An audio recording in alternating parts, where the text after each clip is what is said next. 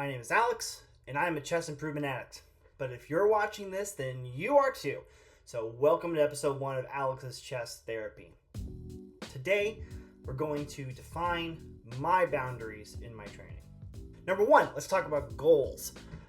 Rating goals are what most people think of when it comes to chess. They'll pick a rating that they care about, whether it's their chess.com, some other online platform, their national federation, their FIDE rating, and then they'll kind of ignore all the rest of them. Everything else will come along with it, but we focus on one rating that's most important, and for me, that's my United States Chess Federation rating. That's what I would love to see happen. I will say all that, and I will admit that I care about my USCF rating, and I will also logically say I think ratings goals are just kind of dumb. The only thing that you can do to impact your rating is to play games within that system and let the math work itself out. I care about my USCF rating, but I can't pick what level of player I am going to play against when I go to a typical Swiss tournament. I can't completely control how much is my highest potential number of rating points I can get in a year. I'm limited by the number of events that I can play at. But I can work on improving my actual chess, that I will get more wins, get more draws when I would be expecting a loss, and then of course the rating will go up. That's not a great sense of self-efficacy to work with. So it's kind of a dumb goal. So when I'm defining the boundaries of my training, the goals that I care about are really hours spent outside of events. How much time I spend with training games, how much time I spend going over all my games, events, and training games, and then tactics, books, working with other improvers. That's all kind of on top of it. So my goals really have nothing to do with rating, and it has everything to do with time management. And so far I've found a lot of success getting from 1400s to 1600s by trying to do between an hour and a half a day. Some days are actually 15 minutes or so. Some days I get a nice 4 or 5 hour session in. It all kind of washes out to about an hour and a half a day. So that's my goal, is about 10 hours a week, hour and a half a day. Once I hit a plateau, the first thing we'll do is see if I can add another hour a week. And then we'll see if that's enough to keep me moving up. If it turns out I have to add another 10 hours a week, well, I might just not ever get to that rating. And that's okay too. We're going to define training. What training is anything that follows a structure that I believe in. Right now, what I believe in is looking over my own games and planning out how many games I can play that I'll have time to look over. The biggest reason why is that looking over my own games is the hardest part of my improvement plans. I know that if I'm getting enough time in playing training games and going over them, I'm also going to squeeze in time for books and tactics on top of it. It'll be fine. Those things will sort themselves out. So the structure for me is really around just how many training games I can play and setting aside the time to go over them.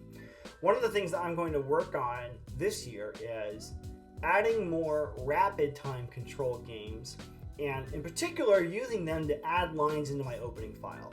I very recently did the exercise of trying to pick one of my openings. I picked a couple from my white repertoire, and I just made a PGN of everything I could think about with them. As many lines as I could remember. I was 100% sure this is what I want to play and I know why. And then I took a couple of games that I played online recently with those lines, and I found the first move that were in those openings that I wish I could have changed. I made sure all the way up to that move was in my file. I marked the move I didn't like as a mistake and why, and I made the primary variation from there on the one more move that I wish I would have played.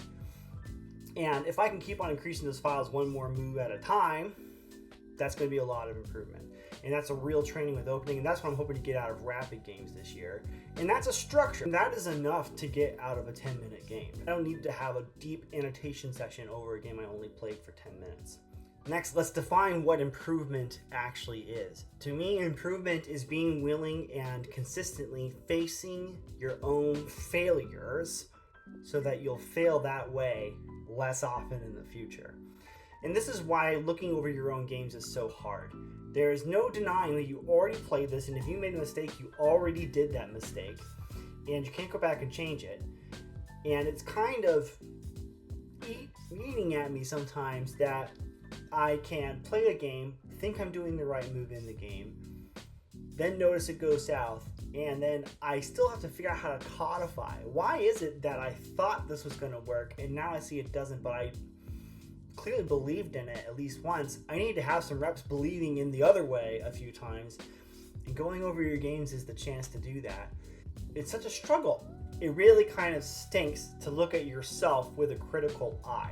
It's not fun in any way, but improvement has nothing to do with whether or not you feel good about it. It has everything to do with, are you learning from your failures, which sometimes isn't a pleasant experience. I took a course on meditation several years ago. It wasn't always a pleasant, calming thing. A lot of people will associate meditation with trying to be less stressed out, or as something you'll do when you're feeling anxious and you need to calm down. I found that as I made a big progress of it, and I really started to learn more about myself and how I think and just where my thoughts go as I'm trying to empty my thoughts out, and all the judging my inner voice does of myself. Sometimes being alone with yourself just isn't pleasant, and when you're facing yourself on the chessboard, it's the same kind of experience. I really don't want to think hard about my mistakes when I could just as easily be looking at some nice mating combination. The improvement is knowing that I am going to do that process, and then the next time something comes up, I'm going to make new mistakes, not the same ones. Boundary you have to set is improvement is not the tournament that goes well. The improvement is not the ELO graph going up. Improvement is facing your failure and facing who you are and becoming a better version of who you are. So that was it. That was episode 1 of Alex's Chess Therapy. I hope you got something out of that. I definitely did. It's nice to get some voices out of my head, get something off my chest. That's one less thing I have to think about between now and my next training session. Thanks for watching, and don't forget to punch your clock.